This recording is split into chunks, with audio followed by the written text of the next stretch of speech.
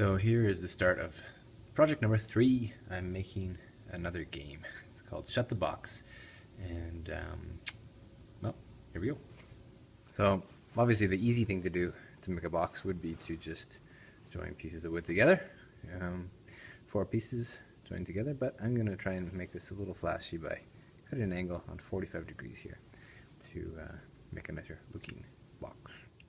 Alright, 4 cuts in, and as I was expecting, I have a little problem here. This one here, I didn't cut very properly, so I'm going to try and fix that up a little bit, but the box is taking shape. Well, here's proof of concept. It is going to work, but my measurements are off. I have a little bit of a fix-it to do, as you can see.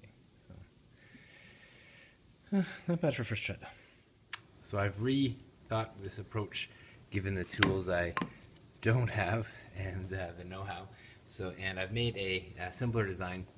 My original design had me trying to make 45-degree box. That's not the original pieces. And due to the fact that I don't have a great saw, I couldn't make the cuts perfect enough to fit it together. So I've gone for a more traditional, easy setup, which is basically just something like this. Which is I've just cut the pieces flush. I've used a trimmer or a router, whatever I think it's called, to just bring that down a little bit. And I use the same thing. I'm going to sand this up to make a joint there. A little bit of shuckling pizzazz, and I can already see that's off now. First time I put it through. And more stuff to deal with. And that's the way that it should go. And this should inset like so. And I'm going to have to do a little more trimming on that piece, as you can see. So that's the theory, that's the design that I'm working on. Here we go. Alright, looking good, I think. I had to use the trimmer a lot today to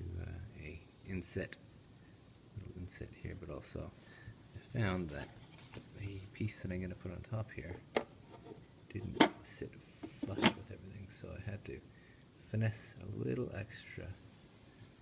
Here you can see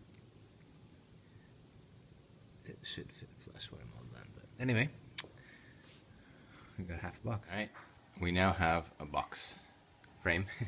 We got some clamps, and I did some gluing last night. Where are we here? That's pretty good, I think. So we're going to take a look, and this should be the inset.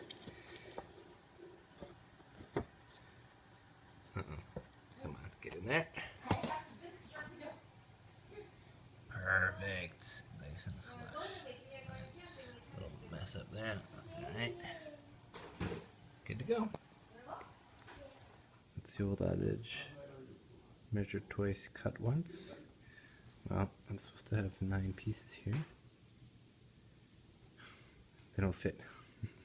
I gotta measure one more time or next time anyway. Lesson learned. Here we have it. Our game pieces. A little rough around the edges, but first time through, so here we go.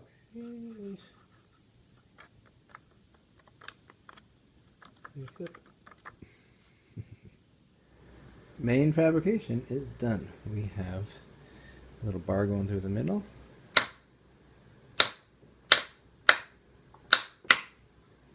Seems to work.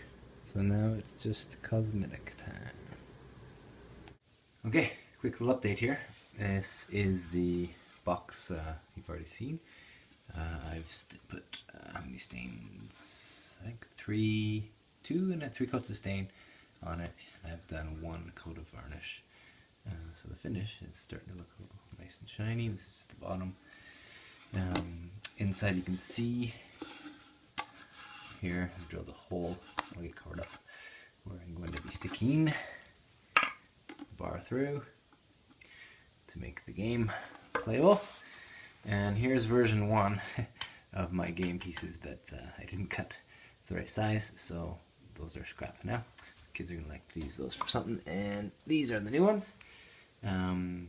colleague of mine, there it is, in frame, gave me some wood that was squirrely, and I just trimmed the edges off each side with a trimmer to give it a little bit of a texture. And I've done 1 coat of natural stain on there to give it a little different look. I don't think I'm going to do more than that. And at this stage I'm planning to just use numbers, stick them on there for the numbers, and then put a coat or 2 of varnish over it to give it a nice finish. So that's it. We're getting closer. Oh, and then I will be putting some felt down that I bought from the local craft shop, and a little piece there that'll be kind of like a piece catcher. So we're getting closer. There's update. Hoping this is the final part of the build. I've stained the actual pieces here. I think 3 coats of varnish, 1 coat of stain, give it a bit of texture, color, and then 3 coats of varnish over top of these little stickers. I'll just put some stickers on there for numbers. They seem to sit fairly flush. And I'm separating each little piece with a tiny little washer here. And make sure the spacing works out before I finish off. So we're getting pretty close. Dice are ready to go.